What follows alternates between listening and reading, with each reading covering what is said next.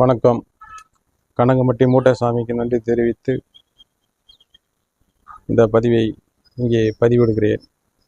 ஒரு தகவல், ஒரு விஷயத்தை எடுத்து ஒரு அரை மணி நேரம் பேசி ஒரே வாட்டி எல்லாம் பேசினா நிறைய பேசிகிட்டே இருக்கலாம். நீங்கள் மக்களுக்கு பிரச்சனை என்னன்னா உடனே தீருமா, உடனே தீர்றதுக்கான அவங்க பிரச்சனை உடனே தீர்றதுக்கு என்ன இருக்கா? பணம் செலவு பண்ணுறதும் தயாராக இருக்கும். அதனால் அது இது சின்ன ஷார்ட்டாக ஒரு சின்ன விஷயத்த மட்டும் சொல்கிறேன். ஃபஸ்ட்டு மக்கள் தெரிஞ்சுக்க வேண்டியது ஒரே விஷயம். ஃபஸ்ட்டு எந்த விஷயத்தை யார்கிட்ட சொல்லணும், யார்கிட்ட சொல்லக்கூடாது, நம்ம பிரச்சனைக்கு எந்த இடத்துல அது தீர்வு கிடைக்குன்னு ஃபஸ்ட்டு நீ முடிவு பண்ணணும். நீ அது முடிவு பண்ணலன்னா நீ எங்கேயுமே இந்த உலகத்தில் நீ உன்னுடைய பிரச்சனைக்கு நீ அதுக்கு முடிவு காண முடியாது. என்னை பொறுத்த வரைக்கும். ஏன் இப்படி சொல்கிறேன் அப்படின்னா, தின்னா பித்தம் தெரியுன்ற மாதிரி பிரச்சனை இருக்கும். பிரச்சனைனா ஒரு பிரச்சனை இருக்காது. பண பிரச்சனை இருக்கும், உடல் நோய் பிரச்சனை, குடும்பத்தில் அம்மா அப்பா பிரச்சனை, மனைவி பிரச்சனை, கணவன் பிரச்சனை, நண்பன் பிரச்சனை, தொழிலில் பிரச்சனை, நம்ம ஆரோக்கியத்தில் பல பிரச்சனை. இதில் ஏதோ 2-3 விஷயத்தில் கண்டிப்பாக அதில் லாக் ஆகிருப்பாங்க. நைட்டில் தூக்கம் இருக்காது, ஏதோ ஒரு மன நிம்மதி இருக்காது. இதெல்லாம் நோய் தான். ஆனால் இதெல்லாம் உடனே தீர்றக்கூடிய நோய். நம்ம தீர்த்துக்கலாம், நம்மளே தீர்த்துக்கலாம். ஆனால் இவன் என்ன பண்ணுறாங்கன்னா, மக்கள் கொஞ்சம் ஓரளவுக்கு நல்லா படித்தவங்க நிறைய பண்ணுறாங்க தப்பு. படித்தவங்க இப்படி இருக்கான்னு சொல்லிட்டு நான் சொல்கிறேன்னு சொல்லிட்டு யாரும் கோச்சிக்கூடாது. இது ஒரு தகவலுக்காக தான் சொல்கிறேன். எல்லாருக்கும் தான் சொல்கிறோம். இது யாரோ ஒருத்தர் என்ன இவர் படித்தவனை பற்றி ஏதோ சொல்கிறான்னு நினச்சி நான் படித்தவனை பற்றியில் ஒன்றும் சொல்ல. அவர் படித்தவர் நல்லா இருக்கட்டும். ஏன் நான் படித்தவனுக்கு என்ன ஏன் அப்படி இருக்கிறாங்க? பாவம் அவங்கள பார்த்தா. ரொம்ப படிச்சுட்டா யார்கிட்ட ஐடியா கேட்க மாட்டாங்க, யாருக்கிட்ட அவங்க விஷயத்த சொல்ல மாட்டாங்க. சொன்னால் அசிங்கம், ஈகோ, அவர் மரியாதை போயிடும். அதனால் என்ன பண்ணுறாங்க, இவங்க மனசுக்குள்ளேயே போட்டு உள்ளுக்குள்ளேயே அவங்களுக்கு பேசிக்கிட்டு ஒரு மன அழுத்தம், டிப்ரெஷன் ஃபார்ம் ஆகிடும். அப்புறம் அந்த பிரச்சனை முடிஞ்சால் கூட அதுக்குள்ளே உட்காந்துன்னா அது அவனை மறுபடியும் எதனா அப்படியே பண்ணிகிட்டே இருக்கும். அப்போ இதுலேருந்து என்ன தெரியுதுன்னா, நமக்கு ஒரு பிரச்சனை வந்ததா, சரி ஒரு ஃபேமிலியில் பிரச்சனைனா அம்மா அப்பாக்கிட்ட பேசணும், எல்லாம் நம்பிக்கையான நம்ம வீட்டில் யார் இருக்காங்க அவன்கிட்ட சொல்லணும். இது நம்ம இவங்கள்ட்ட சொன்னால் இந்த பிரச்சனை நம்ம தீர்த்துலாம். குடும்பத்தில் பிரச்சனை குடும்பத்தில் தானே பேசணும். குடும்பம்னா நம்ம வீட்டுக்குள்ளே இருக்கும் தான். அடுத்து நம்ம காம்பவுண்ட் விட்டு வெளியே இருக்க சொந்தக்காரன்ட்டாலும் சொல்லக்கூடாது. அதேமாதிரி நண்பர் எனக்கு முக்கியமான விஷயம். நண்பர்கள் கூட கொஞ்சம் குடும்ப விஷயம்லாம் எதுவும் நம்ம அவ்வளோ பகிர வேண்டியதில்லை. ஏதோ ஒரு நோய் நொடி, பணம் பற்றாக்குறை, இல்லை கடன் சிக்கல் எங்கன்னா மாட்டிக்கிட்டோம், அந்த கடன்லேருந்து மீண்டு வரத்துக்கு என்ன பண்ணலாம் அப்படி கேட்கலாம். ஒரு வேலை பிடிக்கல, இந்த வேலையிலேருந்து இன்னொரு வேலைக்கு நம்ம மாற்றி போனோம், அவன்கிட்ட ஆலோசனை கேட்கலாம். நீங்களே முடிவு எடுக்க வேண்டிய முடிவு எடுக்காமல். அதே உடலில் நோய் இருந்தால் அது கரெக்டான மருத்துவர்கிட்ட போயிட்டு கரெக்டாக நம்ம வைத்தியம் பார்த்தணும். இது எப்படி போய் சொல்கிறது? வெளியில் சொன்னால் நோய் நொடினா ஒரு மாதிரியாக நம்மளை பார்ப்பாங்க, நாளைக்கு நம்மளை தள்ளி வச்சு பார்ப்பாங்க, நோய் தான் அசிங்கமாக அது இது பண்ணுவாங்க அப்படின்னு சொல்லி இவங்களே மனசில் நினச்சிக்கிறாங்க.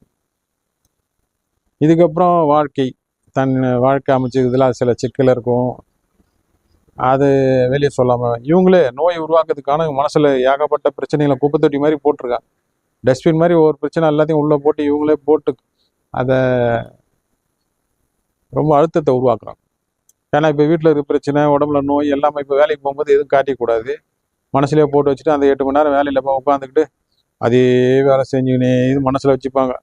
சரி சாயங்காலம் வீட்டுக்கு போகும்போது யோசிச்சுட்டே போகலாம், பஸ்ஸில் போகாமல் காரில் போகலாம் போகும்போது அப்படின்னு நினச்சோம். அப்போ இவங்க அந்த மைண்டுக்கு ஃப்ரீனஸே கிடையாது. சுயமாக சிந்திக்கிறதுக்கூடிய நேரமாக கொடுக்குறது கிடையாது. நமக்கு சுயமாக சிந்திச்சா தானே அது யோசிக்கும். டே உனக்கு இது வேணும், இது நீ கேட்டிருந்தேடா, இது மாதிரி வேணும் யோசிச்சேடா, அது இதுக்கு வருதுடா, இது இப்படி பண்ணுடா அப்படி பண்ண அது சொல்லும். அந்த சுயமாக யோசிக்கிற தன்மையே அதோட செயல்பாட்டையே நம்ம சுவிட்ச் ஆஃப் பண்ணியாச்சு.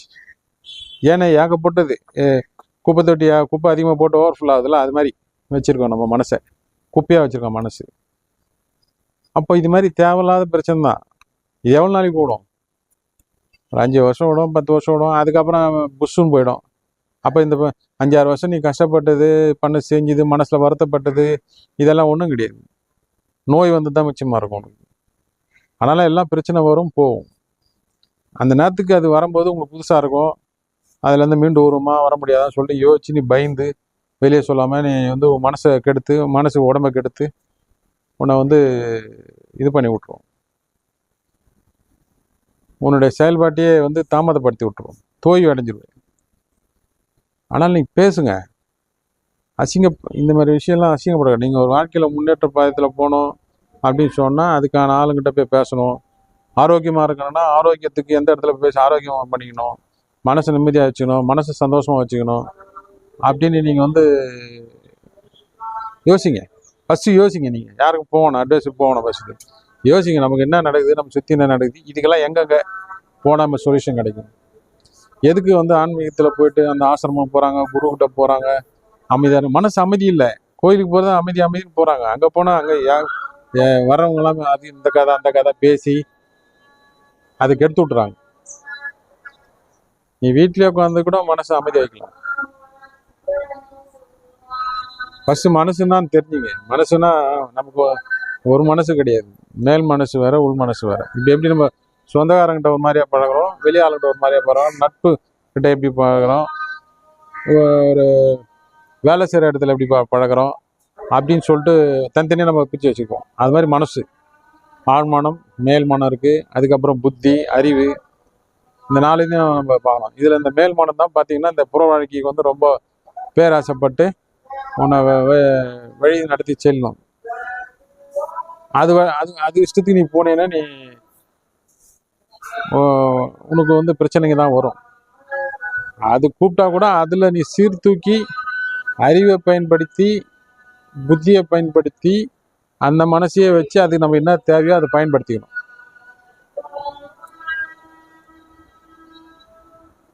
அது வந்து ஒரு தானியங்கி மாரி தான். அது நீ எது ஆசைப்படுறியோ அது உடனே ஆலையே ஆரம்பிச்சிடும்.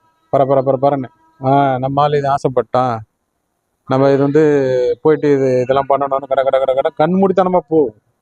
ஏன்னா மனசு உங்ககிட்ட இருக்குது. வெளியே வந்து என்ன நடக்குது ஏது நடக்குது தெரியாது. அதுக்கு தேவை, அது என்ன தேவை அது எல்லாத்தையும் பண்ண சொல்லும். அதுக்கு தான் ஆண்டவன் புத்தி கொடுத்துருக்கான், அறிவு கொடுத்துருக்கான். சிந்திக்கணும்.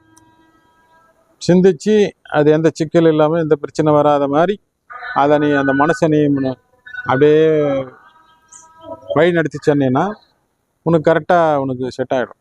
சில பேர் சொல்லுவான் மேல் மனசு குரங்கு மாதிரி தாவது சொல்லலாம். அந்த காலத்து மனசு சொல்ல மனம் போன போக்கிலே போறான். மனம் போன போக்கில போகக்கூடாது. உள்ள ஒரு மனம் இருக்குது, அதுக்கு வந்து போய் பேச தெரியாது. ஆழ்மனத்துக்கு இன்னும் உண்மையான விஷயங்கள்லாம் அதை ஃபீட் பண்ணி வச்சுட்டே இருக்கும். இந்த ஆழ்மனசு வந்து நீ குழந்தையா கருவில் இருக்கும்போது அது இருக்கும், கிரகிச்சுட்டே இருக்கும். ஏன்னா அந்த ஆழ்மனம் வந்து உனக்கு வந்து அந்த ஆத்மா கூடயே அது பயணம் ட்ராவல் பண்ணுறது. இந்த மேல் மன்னனுக்கு இந்த உடம்புல பூந்துக்கிறது, காத்தா இருக்குது. அது எங்கே இருக்குன்னே தெரியாது. ஆனால் கேட்டால் புத்தின்னுவான், அறிவுன்னுவான், அது ஒரு உணர்வுன்னுவான், இப்படி சொல்லுவாங்க.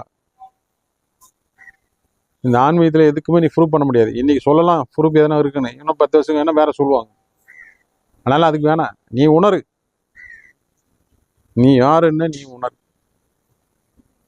உன் செயல்பாட்டு உன் பிரச்சனைக்கு நீ தான் காரணமாக இருந்திருப்ப, மற்றவன் காரணமாக இருந்திருக்க மாட்டான். அப்போ அந்த பிரச்சனைகளை முடிச்சுக்கணும், ஹாப்பியாக இருக்கணும்.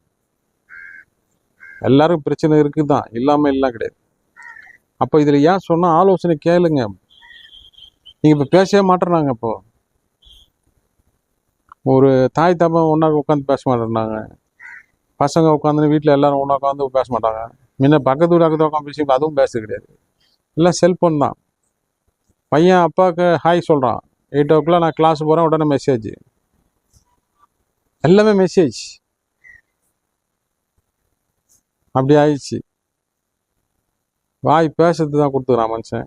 பேசணும், தெளிவாக பேசணும். அது பேசுறதே கிடையாது. அப்போ எப்படி உங்களுக்கு பிரச்சனை இதாகும்? ரெண்டாவது வந்து படிச்சுட்டு சம்பளம் அதிகமாக வாங்குறாங்க, நல்ல வசதி வாய்ப்பாக இருக்காங்க, ஃபைனான்ஷியலாக அவங்கள யார் தெய்வம் தேவையில்லாதப்போ கொஞ்சம் ஹெட்வெயிட்டாக இருக்காங்க, ஈகோ பார்க்குறாங்க. ஆள் தராதரம் பார்க்குறான். அவன் நம்மளோட கம்மி, அவன் என்னத்த சம்பாதிக்கிறான், நம்ம இந்த வயசில் சம்பாதிக்கிறோம். ஏன்னா இன்னைக்கு கலெக்டர் சம்பாதித்தோட அதிகமாக சம்பாதிக்கிறோம் வயசு கம்மியாக இருக்கிறவங்க இன்னைக்கு. அதனால் பணம் வந்து ஒரு மனுஷனை வந்து நிர்ணயம் பண்ணக்கூடாது. வசதி வாய்ப்பு என்ன நிர்ணயம் பண்ணிக்கலாம். அதனால் நீங்கள் ஆலோசனை பண்ணுங்க, நல்லா பேசுங்க, நல்லா பேசுங்க. கரெக்டான ஆளை சூஸ் பண்ணணும். நீங்கள் ஒரு நண்பனாக இருந்தாலும் வீட்டில் இருந்தாலும் யாருக்கிட்ட சொன்னால் அந்த ஆழ்மன்ட்டு கேட்டால் சொல்லும், யாருக்கிட்ட போனால் நம்ம இது பிரச்சனை. ஏன்னா நீங்கள் அடிக்கடி பிரச்சனை சேர்த்து சேர்த்து வச்சு மனசில், அதுதான் நோயே, வியாதியாக அதுதான். பேசினா தான் உங்களுக்கு வீடியோ கிடைக்கும். அதில் நிறைய பேர் திசை மாறி போகிறவங்க இருக்காங்க. தேவையில்லாமல் கேட்கக்கூடாது, கேட்டு அதை பண்ணி இது பண்ணிட்டு பண்ணுறாங்க. ஆன்மீகத்துக்கு போகணும், கோயிலுக்கு போகணும், ஆசிரமம் போகணும், தியானம் பண்ணணும், மெடிடேஷன் பண்ணோம், ஒரு 10,000 கட்டிட்டா நம்ம உட்காந்தெல்லாம் நல்லா ட்ரெஸ் கோட் போட்டுக்கிட்டு தியானம் பண்ணலாம், யோகா பண்ணலாம், நம்ம எல்லா பிரச்சனையும் ஓடிட்டோம். அதெல்லாம் கிடையாது, கிடையாது. தியானன்றது உன்னுடைய சொந்த பர்சனல் மேட்ரு மாதிரி. அது தியானம் இந்த டைமில் தான் பண்ணணும், அதுக்கப்புறம் விட்டுறணும், அதெல்லாம் கிடையாது. அது பெரிய கட்சி. அந்த தியானத்தை பற்றி ஒரு சப்ஜெக்ட்டு, மனசை பற்றி ஒரு சப்ஜெக்ட்லாம் பேசுகிறேன். நீங்கள் வந்து சர்ப்ரைஸ் பண்ணிட்டு நீங்கள் இது பண்ணுங்கள், கமெண்ட்ஸ் போடுங்க. கேட்டால் தான் என்ன சொல்கிறதுக்கு, சொல்ல மாட்டேறாங்க, எதுவுமே சொல்ல மாட்டேன்றாங்க.